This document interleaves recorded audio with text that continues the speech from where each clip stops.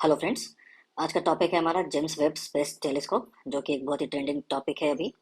जैसा कि आप देख सकते हैं कि अभी न्यूज़ में जेम्स वेब स्पेस टेलीस्कोप की इमेजेस की जो उसने रिलीज़ की है नासा के द्वारा, यूरोपियन स्पेस एजेंसी के द्वारा, वो अभी बहुत ट्रेंड कर रही हैं और इसे बहुत देखा जा रहा है। लोग इसे एक बहुत बड़ा रिवॉल्यूशनरी एक मोमेंट मान रहे हैं। तो आइए सबसे पहले हम जानते हैं कि क्या है ये जेम्स वेब स्पेस टेलीस्कोप। अ, सबसे पहले तो हम ये जानते हैं कि जेम्स वेब स्पेस टेलीस्कोप एक स्पेस टेलीस्कोप है, जिसका जो प्राइमरीली यूज़ उसका हम करते हैं इंफ्रारेड एस्ट्रोनॉमी के लिए। यहाँ लिख देता हूँ, इंफ्रारेड एस्ट्रोनॉमी के लिए इस स्पेस टेलीस्कोप का यूज़ किया जाता है और ये most powerful telescope ever launched है। Most ever launched. आगे हम इसका कंपैरिजन भी देखेंगे हबल स्पेस टेलीस्कोप से, जो 90s में लॉन्च किया गया था स्पेस में। उसके कंपैरिजन में देखेंगे इतना पावरफुल कैसे है, क्यों है। ये है कि इसका जो इंफ्रारेड रेजोल्यूशन है, जो इसका इंफ्रारेड रेजोल्यूशन है, उसको बहुत ही अच्छे से इम्प्रूव किया गया है। को भी बहुत इम्प्रूव किया गया है। सेंसिटिविटी से क्या होता है कि जो बहुत ही ओल्ड ऑब्जेक्ट्स हैं, जो बहुत ही ओल्ड ऑब्जेक्ट्स हैं, बहुत ही डिस्टेंट ऑब्जेक्ट्स हैं, है ना, जो बहुत ही फेंट है, बहुत छोटे से हैं, जो दिखाई देते हैं टेलीस्कोप के लिए, जो बहुत ही छोटे हैं, उसके लिए ये बहुत ही अच्छा है। क्यों है? इससे हम ऑब्जर्व करेंगे फर्स्ट स्टार्स। जो फर्स्ट स्टार्स यूनिवर्स के फॉर्मेशन के बाद फॉर्म हुए थे, वो फर्स्ट स्टार्स, जो फर्स्ट गैलेक्सीज फॉर्म हुए थे, और जो एक्सो प्लैनेट्स हैं। एक्सो प्लैनेट मतलब हमारे सौर मंडल के बाहर जो प्लैनेट्स हैं, जो हैबिटेबल प्लैनेट्स हो सकते हैं, उनका ये एटमॉस्फेरिक कैरेक्टराइजेशन भी हमें बता सकता है। अच्छा, एटमॉस्फेरिक कैरेक्टराइजेशन का मतलब होता है कंपोजिशन, कौन कौन से गैसेज हैं उसमें, बता सकता है। अब दूसरे इंपॉर्टेंट चीज़ हम लोग देख लेते हैं। शॉर्ट फॉर्म में लिखते हैं JWST, James Webb space telescope. इसको दिसंबर 2021 में लॉन्च किया गया था। किसने लॉन्च किया था? यूरोपियन स्पेस एजेंसी से। ध्यान रहे, नासा ने लॉन्च नहीं किया था, क्योंकि नासा का भी लॉन्च प्रोग्राम फिलहाल के लिए स्थगित है। तो NASA generally European Space agency का हेल्प लेती है, या फिर अगर कोई लो अर्थ ऑर्बिट में एक लो वेट सैटेलाइट छोड़ना है तो इसरो का हेल्प लेती है। ठीक है। तो ईएसए के पास, हमारे पास क्या है? एरियन 5 एक हेवी रॉकेट है, जो हेवी पेलोड्स को लगभग 7000 kg, मतलब 7000 kg के पेलोड्स को वो जीटीओ के मतलब जियो स्टेशनरी ट्रांसफर ऑर्बिट में लॉन्च कर सकता है। Ariane 5 rocket. ठीक है। यूरोपियन स्पेस एजेंसी, ये यूरोपियन यूनियन का कंबाइंड स्पेस एजेंसी है, ईएसए। जैसे हमारा इसरो है, जैसे नासा है, जैसे जापान का जाक्सा है, जैसे चाइना का है, उस तरह से ये यूरोप का है ईएसए। ठीक है। तो इसको दिसंबर 2021 में लॉन्च किया गया था। अच्छा, तो ये कहाँ से लॉन्च किया जाता है? साउथ अमेरिका में एक कंट्री है जो फ्रांस के अंडर है, फ्रेंच गायना, इक्वेटर के बेहद पास है। उस देश से लॉन्च किया गया है, वहां पर इसका रॉकेट लॉन्चिंग स्टेशन है, यूरोपियन स्पेस एजेंसी का। ठीक है। तो यहाँ से एक बात तो क्लियर हो गई कि जेम्स वेब स्पेस टेलीस्कोप में नासा और ईएसए की पार्टनरशिप है। तो ध्यान देने वाली बात है कि सभी G7 कंट्रीज और वेस्टर्न यूरोप की कंट्री इसमें पार्टनर हैं, फंडिंग किया गया है। ठीक है। वेब स्पेस टेलीस्कोप जनवरी 2022 में जो इसका ऑर्बिट था वहां पे आया। अच्छा, अब इसका नाम जेम्स वेब स्पेस टेलीस्कोप क्यों है? देखो, जेम्स वेब कौन है? जेम्स वेब को साइंटिस्ट नहीं है, ये नासा के एडमिनिस्ट्रेटर थे। एडमिनिस्ट्रेटर ऑफ नासा थे ये। कब से कब तक? 1961 से 1968 तक। मतलब ये टाइम कौन सा टाइम है? ये वो टाइम है जब स्पेस रेस चल रहा था यूएस और यूएसएसआर के बीच में। उस क्रिटिकल टाइम पे ये एडमिनिस्ट्रेटर थे नासा के। इन्होंने बहुत अच्छा काम किया था। वैसे ही तो इनका एजुकेशन बीए है, बैचलर ऑफ आर्ट्स है। उसके बाद ये यूएस मरीन्स में भी इन्होंने काम किया। उसके बाद ये एडमिनिस्ट्रेटर बने नासा के। तो इनके सम्मान में इसका नाम है जेम्स वेब स्पेस टेलीस्कोप। अब देखो, सबसे पहले ये समझो कि हब्बल कहाँ था और जेम्स वेब स्पेस टेलीस्कोप कहाँ रहेगा। देखो, सबसे पहले ये पहला वाला इमेज देखते हैं। इस वाले इमेज में हमें समझ में आ रहा है कि सन और अर्थ के बीच में 15 करोड़ किलोमीटर का डिस्टेंस है। देखो, ये सेकंड वाले फोटो में, ये देखो ध्यान से, यहाँ पे दिखाया गया है कि वेब टेलीस्कोप कहाँ पर है और हबल स्पेस टेलीस्कोप कहाँ है। 150 मिलियन किलोमीटर सन और अर्थ के बीच का डिस्टेंस था। इसका लगभग 100th भाग 1.5 मिलियन किलोमीटर अर्थ से एक डिस्टेंस है, एक पॉइंट का स्पेस में, जिसको L2 कहते हैं। L2 का मतलब है लैज रांझे टो। क्या है? अर्थ से 1.5 मिलियन किलोमीटर, मतलब 15 लाख किलोमीटर। डिस्टेंस पे स्पेस में एक पॉइंट जिसको L2 कहा जाता है, ठीक है। तो उस जगह पे रहेगा हमारा वेब टेलीस्कोप, जो वहां पे मतलब अर्थ का ऑर्बिट नहीं करेगा, अर्थ और सन के बीच में जो ये L2 पॉइंट है उसको ऑर्बिट करेगा, ठीक है। अच्छा, हबल कहाँ पे था? हबल धरती से 570 किलोमीटर ऊपर एक लो अर्थ ऑर्बिट में अर्थ के चारों तरफ चक्कर काटता था। इस वाले फोटो में देखो, ये हबल है, ठीक है। इसका मतलब हबल लो अर्थ ऑर्बिट में रहेगा, जो किसका की हाइट क्या था, 570 किलोमीटर। अभी इंटरनेशनल स्पेस स्टेशन का हाइट लगभग 400 किलोमीटर है, ठीक है। तो हबल उससे 200 किलोमीटर ऊपर था, अभी भी है। लेकिन वेब टेलीस्कोप कहाँ पर रहेगा? धरती से बहुत दूर रहेगा, मतलब हमारे एटमॉस्फेयर से बहुत बाहर, ताकि कोई भी धरती का एटमॉस्फेयर का जो भी इंटरेक्शन है वो टेलीस्कोप के काम में बाधा ना बने, ठीक है। तो इस वाले थर्ड फोटो में ध्यान से समझो। स्पेस में क्या होता है, बहुत सारे पॉइंट्स होते हैं, स्पेस का कोऑर्डिनेट सिस्टम है ये, मतलब नियर अर्थ कोऑर्डिनेट सिस्टम है ये। उसमें क्या है, देखो 3-4 पॉइंट है। L1 जिसको बोलते हैं लैग्रांजे 1, इसको बोलते हैं लैग्रांजे 2, ये हो गया लैग्रांजे 4, लैग्रांजे 5, और ये लैग्रांजे 3। एल ये जो अर्थ है, अर्थ क्या क्या होता है, इलिप्टिकल ऑर्बिट में ऑल्व करता है अराउंड द सन। तो इलिप्स किसको बोलते हैं? इसको बोलते हैं इलिप्स, ठीक है। इलिप्स में क्या होता है, एक मेजर एक्सिस होता है, एक माइनर एक्सिस होता है, ठीक है। आधार पे हम लोग इसेंट्रिसिटी निकालते हैं। तो जो एक होता है, ये देखो, ये फारदेस्ट पॉइंट है L3 अर्थ के ऑर्बिट में, ठीक है। और L4 L5 कंपेरेटिवली नियर है। उसी तरह से L2 जो है L3 के अपोजिट एक पॉइंट है, लैग्रांजे 2 पॉइंट, ठीक है, जो अर्थ से 15 लाख किलोमीटर दूर है। तो ये जेम्स वेब टेलीस्कोप इस पॉइंट का चक्कर लगाएगा स्पेस में, धरती पे सेंड करेगा, ठीक है। तो आई होप कि समझ में आ गया होगा कि जेम्स वेब और हबल का लोकेशन का अंतर क्या है। देखो अब जेम्स वेब टेलीस्कोप का जरूरत क्या हुआ। देखो ये जानो कि हमारा यूनिवर्स जो है वो क्या है, एक्सपेंडिंग है, एक्सपेंडिंग यूनिवर्स है, मतलब स्पेस और टाइम दोनों डायमेंशन में हमारा यूनिवर्स क्या हो रहा है, एक्सपैंड हो रहा है, ठीक है। तो आप जानते हो कि हमारा जो जो हमारा स्पेक्ट्रम है लाइट का, उसमें क्या होता है, विब ग्योर, विजिबल लाइट का जो स्पेक्ट्रम है, वायलेट सबसे लीस्ट होता है इसका वेवलेंथ, और इसका हाईएस्ट वेवलेंथ है, ठीक है। तो जैसे जैसे ऑब्जेक्ट दूर जाते हैं, उनका जो लाइट हमें मिलता है वो ग्रेजुअली इस ओर शिफ्टेड होता है, उनका वेवलेंथ लंबा होता जाता है, ठीक है। तो इसको हम लोग कहते हैं रेड शिफ्ट। तो जितना दूर वो ऑब्जेक्ट है, समझ लो उतना ज़्यादा वो रेड शिफ्टेड है। इसका मतलब जो लाइट वो छोड़ते हैं, वो लाइट यूवी से अल्ट्रावायलेट वाला रीजन, इससे पुश होकर के वो रेड की तरफ जाता है। उसको क्या बोलते हैं हम लोग, इंफ्रारेड। रेड के बाद जो आएगा इंफ्रारेड, तो इस और वो ज़्यादा शिफ्ट किया रहता है, इसलिए इसको बोलते हैं रेड शिफ्टेड। हमें इंफ्रारेड टेलीस्कोप चाहिए अगर हमको बहुत दूर देखना है, पास्ट में बहुत अंदर तक देखना है। जो भी हम इमेज लेते हैं यूनिवर्स का, कोई भी करंट नहीं है, वो सभी पास्ट के इमेजेस है, जैसा वो पास्ट में दिखाई देते थे, है ना। क्योंकि लाइट इतना बड़ा यूनिवर्स है कि लाइट को चलने में और चल करके जो टेलीस्कोप तक पहुंचने में लाइट ईयर्स लगते हैं, million light years, billion light years. इसलिए जो भी हम टेलीस्कोप से फोटो लेते हैं वो सभी पास्ट का फोटो होता है। और ये भी बात है कि हब्बल का रिप्लेसमेंट नहीं है। देखो हब्बल जो है वो कौन से लाइट्स को देखता था, ऑप्टिकल और अल्ट्रावायलेट, ठीक है, वेवलेंथ दिखता था। लेकिन जैसे जैसे साइंस प्रोग्रेस किया, हमें समझ में आया कि भाई यूनिवर्स हमारा एक्सपेंडिंग है और हर ऑब्जेक्ट क्या हो, रेड शिफ्ट हो रहा है। इसलिए हमें समझ में आया कि हमें इंफ्रारेड टेलीस्कोप चाहिए, इसलिए हम एक नया टेलीस्कोप लेकर के आए हैं। का जेम्स वेब टेलीस्कोप का मिरर बहुत बड़ा है, बिगर देन हब्बल है, ठीक है। अब एक और चीज इंपॉर्टेंट है, जो नए नए स्टार्स और प्लैनेट्स फॉर्म होते हैं वो क्या होता है, डस्ट से घिरे रहते हैं, ये होता है क्लाउड ऑफ डस्ट, ठीक है। अब ये जो क्लाउड ऑफ डस्ट है, गैस एंड डस्ट, इसके अंदर में न्यू स्टार्स फॉर्म हो रहे हैं, न्यू प्लैनेट्स फॉर्म हो रहे हैं। तो ये इनसे जो लाइट निकलता है, ये इस डस्ट में घिर जाते हैं, तो वो हम हमारे टेलीस्कोप तक नहीं पहुंच पाते हैं।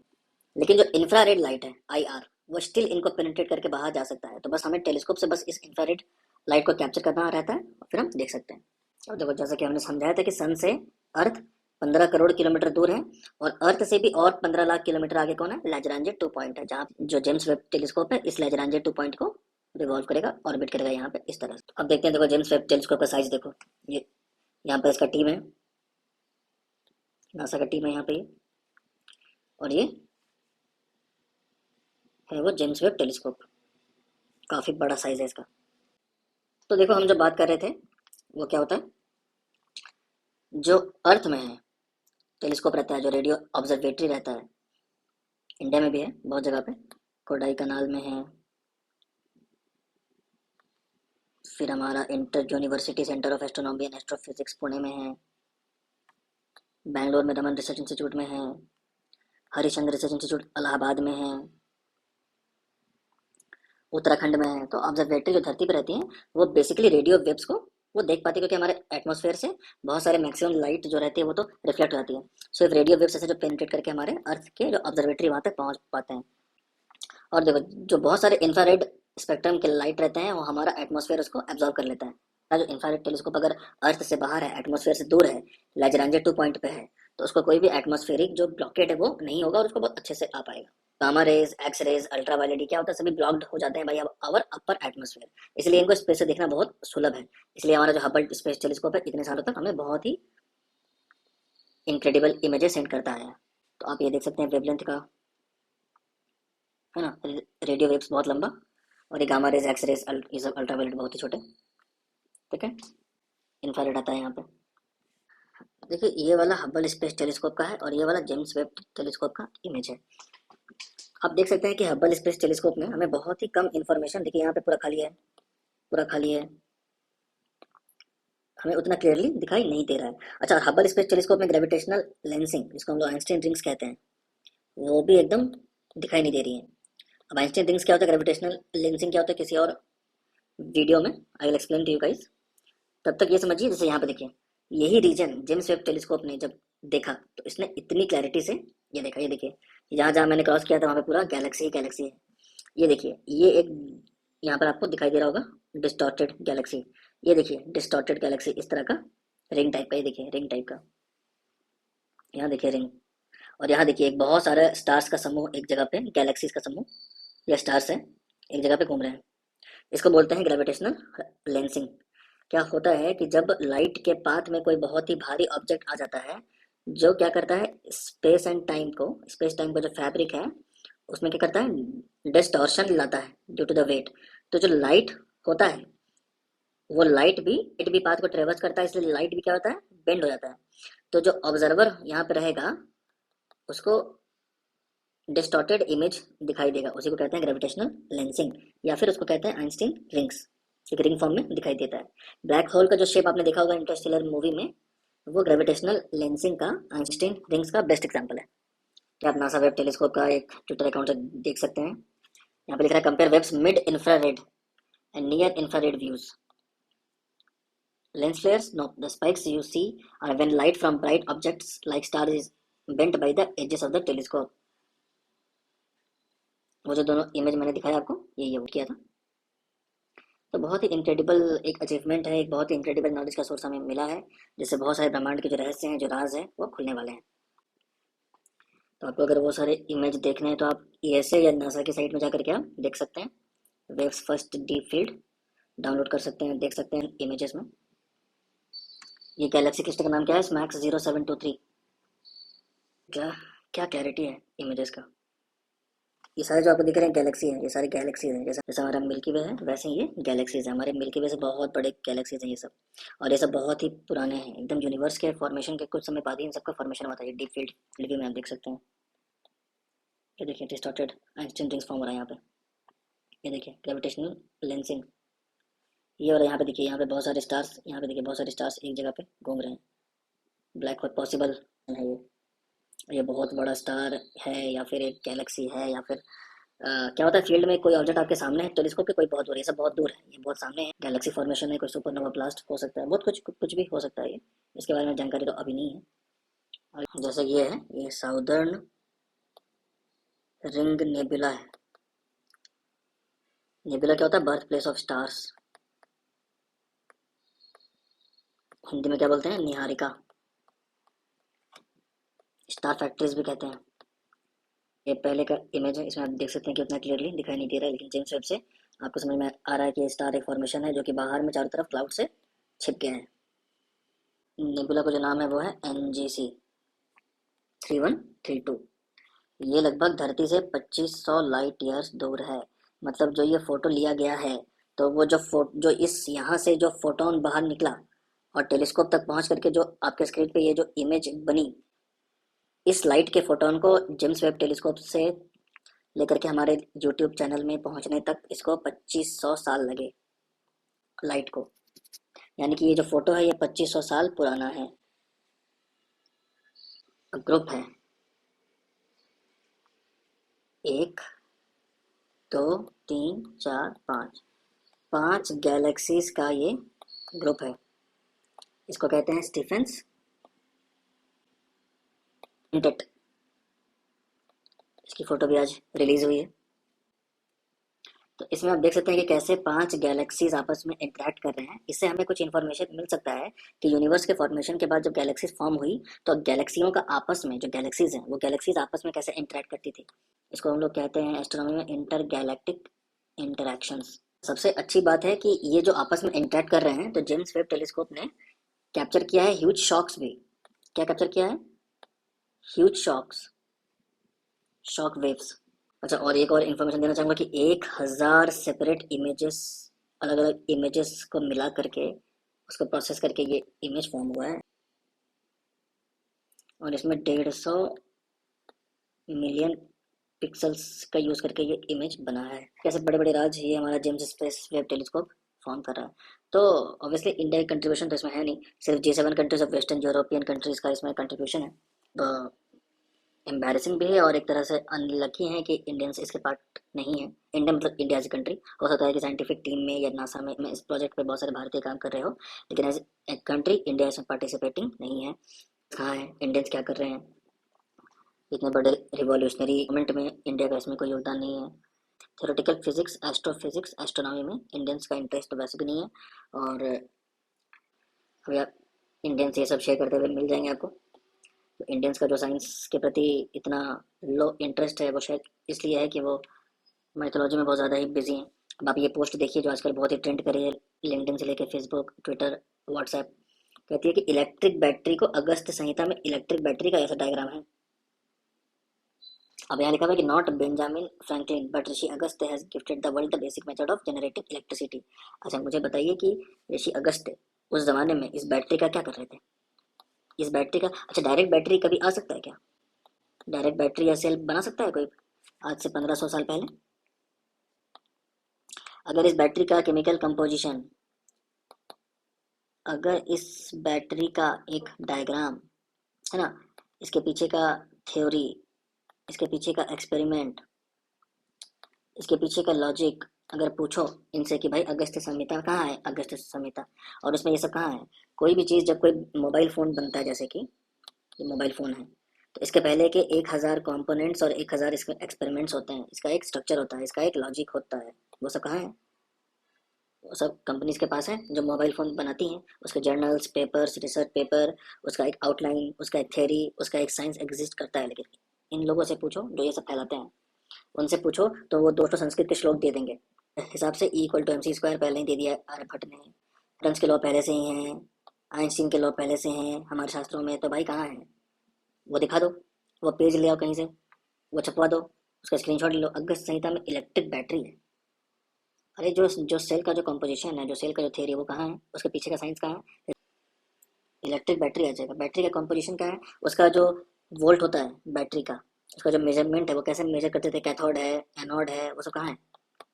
और उसके पहले का साइंस कहाँ है? कैटायंस, एनायंस, कौन सा एलिमेंट यूज़ करते थे, कैसे उसका वोल्टेज मेजर करते थे। तो हर चीज़ के पीछे एक साइंस होता है, पहले वो साइंस लेकर के आओ, फिर ये सब में क्लेम करना। तो अब ऐसा उदासीन रवैया रहेगा साइंस के प्रति तो कहाँ से इंडियन कंट्रीब्यूशन होगा? तब तो अमेरिका, नासा, ये से उसी के पीछे भागेंगे भाई। वो नया नया इमेज लाएंगे, नए नए रॉकेट लॉन्च करेंगे, नए इंस्ट्रूमेंट्स छोड़ेंगे स्पेस में, और हम उसको बस देखते रहेंगे। पहले के भारतीय, या पहले जो हमारे समाज का वांग्मय था, जो पहले हमारे समाज में जो एक चेतना थी वो थोड़ा साइंटिफिक भी था। अगर वो साइंटिफिक ना, तो mathematics, astronomy, metallurgy, building, temples, architecture, rocket temples, है ना, केव टेम्पल्स, ऐसे हमारे देश में नहीं पाया जाता, इम्पॉसिबल था। जो हमारे स्टेप वेल्स है, रानी की वाव है जो गुजरात में, बृहदेश्वरा टेम्पल है, मीनाक्षी टेम्पल है, कैलाशनाथ टेम्पल है एलोरा में, बराबर केव है, सांची का स्तूप है। वो सब साइंटिफिक वंडर्स हैं, वो तब तक नहीं आ सकते थे जब तक कि लोगों का एक साइंटिफिक एप्टीट्यूड ना हो। वो साइंटिफिक एप्टीट्यूड आज है ही नहीं।